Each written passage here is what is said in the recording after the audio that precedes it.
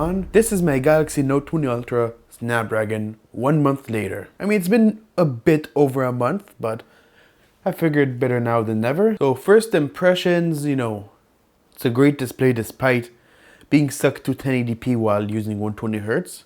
Me personally, doesn't really bother me.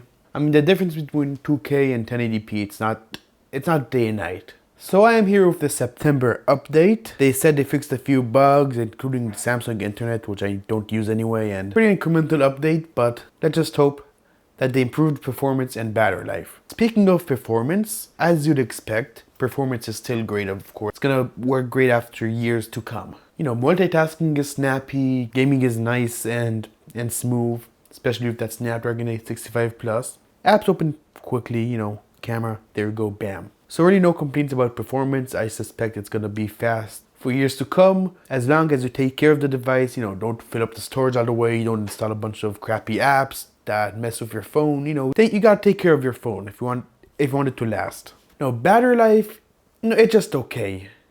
It's just okay, it's not great, it's not mind-blowing. And a lot of people have a similar issue, alright? Even with the Snapdragon, battery life is not amazing, but it gets me through the day, so, I really stopped caring. I don't really mind anymore. So, my screen on times, yesterday it was 4 hours. Day before that it was 4 again. 350, 327, I don't really use the phone that much. So I suspect maybe that's why, but it's not enough for me. I never get to the point where I run out of battery in the middle of the day, even if I use the phone for heavy usage. I mean, I'm not talking about games, I'm just talking about me using the phone for a bunch of light tasks non-stop. But yeah, battery life, it's okay, really no complaints. But I do wish that would be better. So yeah, the display is amazing, colors are vibrant and all that. Love this display. As you can see, take a look at that, everything is nice and clear. Viewing angles, wait, let's turn off the light, maybe it'll be better. And this display is gonna hold up for years to come. So the hole punch, I don't really like it that much. In my opinion, it's better if it's on the side, because I've used phones with it being on the side, even dual like pill-shaped holes, and it doesn't bother me as much as the singular hole punch on over here sometimes. So as you can see, it's pretty tiny, pretty insignificant. You get used to it, you really do. But sometimes it just bothers you ever so slightly when you're watching a video. As you can see, the display is great, bezels, pretty much non-existent, but you do have this punch hole which kind of ruins the experience. When you're watching a video, sometimes it's an eyesore, so I'm pretty, but not the end of the world. So it doesn't really bother me that much. The 120Hz works great. It just kind of stutters sometimes when you're in apps like Chrome, browsing. It's usually the ads that take a toll on the 120Hz, where all of a sudden it just goes way down for a split second. It's not really Samsung's fault. It has to do with the poor optimization, because 120Hz, it's still a relatively new thing, so you can't expect all the apps to suddenly support it 100%. But for the most part, 120Hz really is great. It almost feels like they deliberately make 60Hz slower now. Now, the camera is great. I mean, it's not amazing, not the best camera in the world, but it is a great camera setup.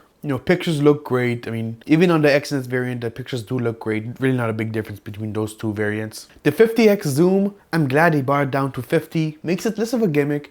And let me tell you guys, this is no gimmick. The 50x really is useful. And I usually don't get to 50. It's usually between 10, 20, 30.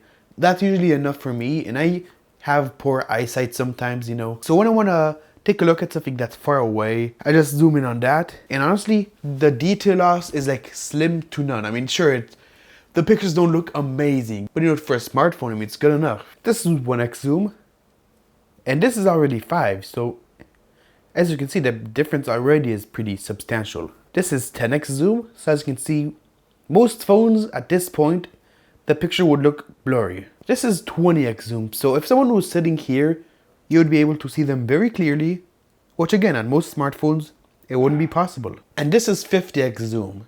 So yeah, it's not the highest quality, of course, but it still retains most of the detail that other phones simply can't do. So yeah, I'm very satisfied with the 50x zoom.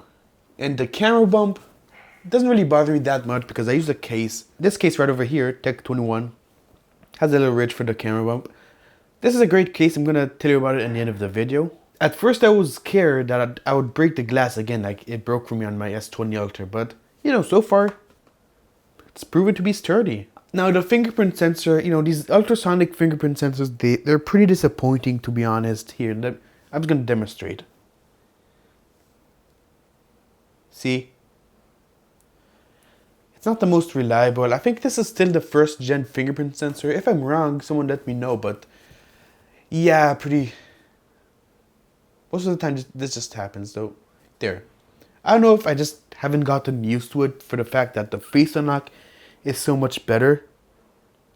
The face unlock is fast and secure if you don't want to use the fingerprint sensor. I remember like the OnePlus 7 Pro fingerprint sensor. I never had any problems. It was extremely fast, reliable. Why can't more companies be like them? Now, as you know, the S Pen moved to over here to the left. And at first I thought like, what? I mean, how am I gonna...